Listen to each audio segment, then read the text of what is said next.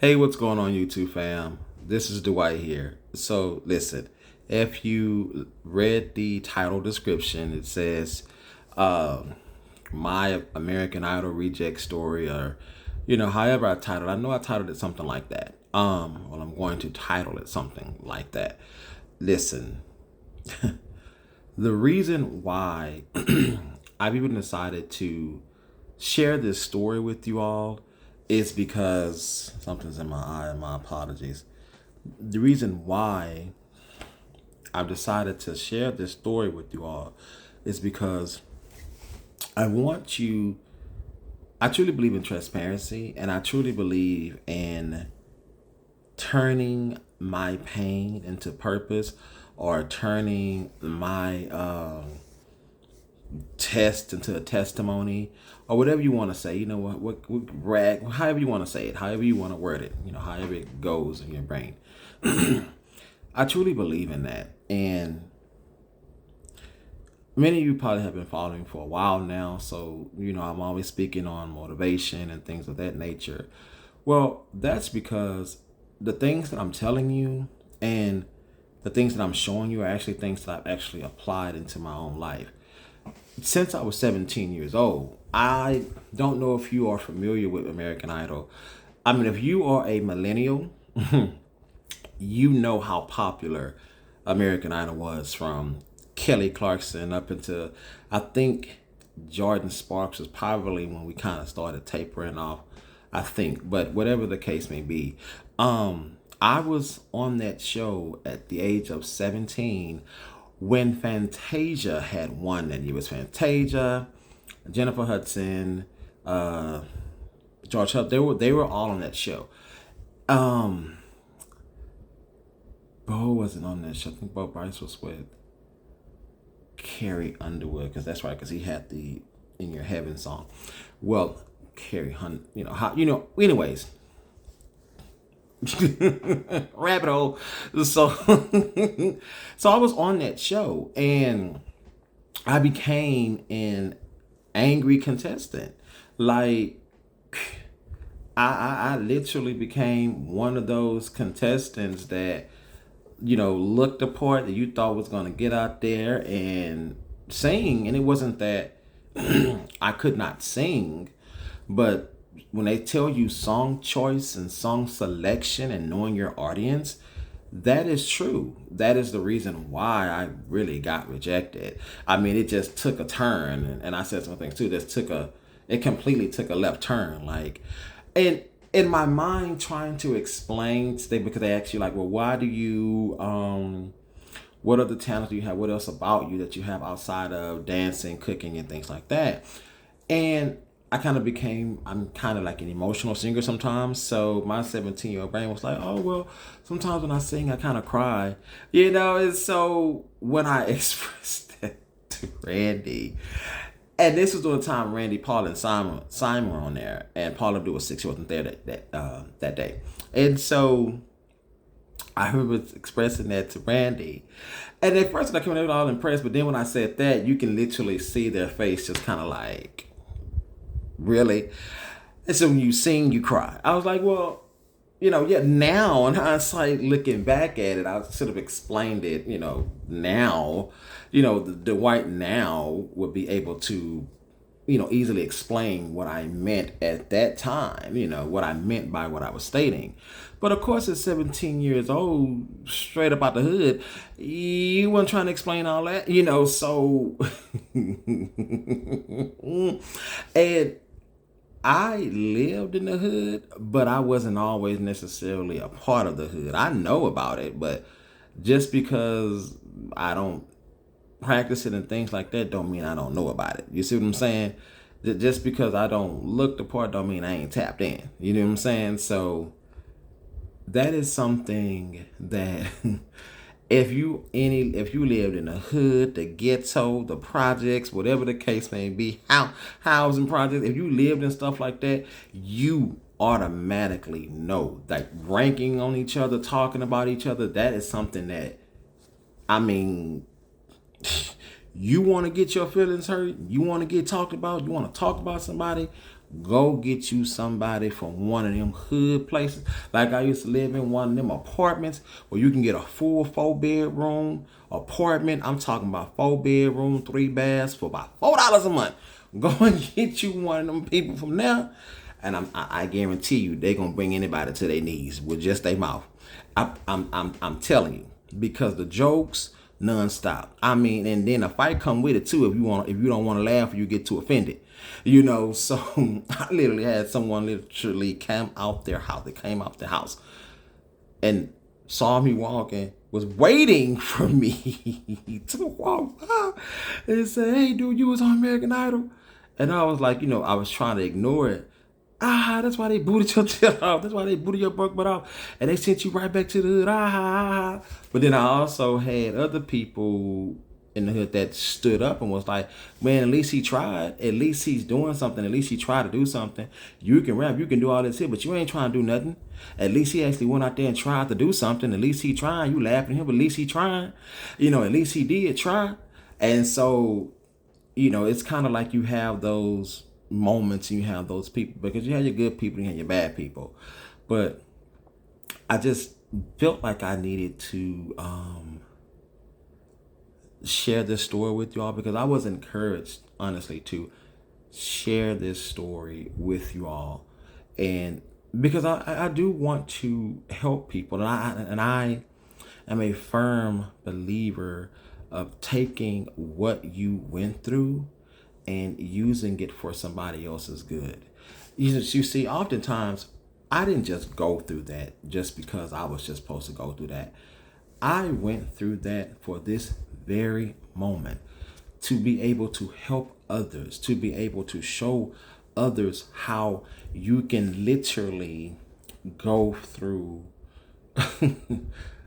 I mean, millions of people watched that show, and millions of people watched me literally get told I couldn't sing, get told I would never make it into Hollywood, get told I would, that my talent was nothing.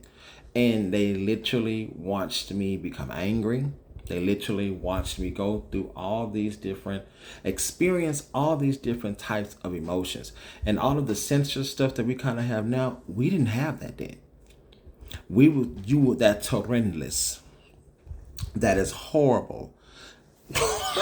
Let's get up and walk away type of stuff. That's what we got. So when I tell you that I've been through some things and that I may not look like my struggles, I don't look like my struggles, but definitely I've been through some struggles. And the thing is that you don't have to look like your struggles. My mom used to always tell me, my mama, which is we call it that, but she would always tell me, just because you're going through something, that does not mean everybody needs to know that you're going through something. Just because you struggling or you ain't got no food at home or you arguing and you're fighting at home, that does not mean that you need to wear that on your shoulder. That does not mean that everybody needs to know exactly what you're going through. And you want to know why? Because some people say, well, you're supposed to express yourself, but everybody don't have good intentions. That's when you need to have your discernment. Because what I've learned is that those who you can be vulnerable with and those that you can share your struggles with, God will make them available to you and you will know who they are. But to just think that you're going to walk around and let everybody see what you got going on, everybody not for you. And everybody's not going to be receptive of that. And everybody's not going to give you and treat you the way that you want to be treated. They're going to treat you the way that you're presenting yourself to be treated. So if you look like the struggle, that's what they're going to treat you like, the struggle. And I know that's probably a hard pill for some of you all to swallow. You're like, no, but it's the truth. I mean, that's just how society works. And it's not everybody, but there are a lot of people that think that way and that react that way and that think that way. And the whole breaking down of this and that's like trying to break down the ocean and getting to the bottom of it. You're going to have more water more water. The moment you get a leg way in, and I'm not by no means trying to, you know, break you down or make you or destroy your dreams, but what I'm trying to get you to see is you have to be more realistic.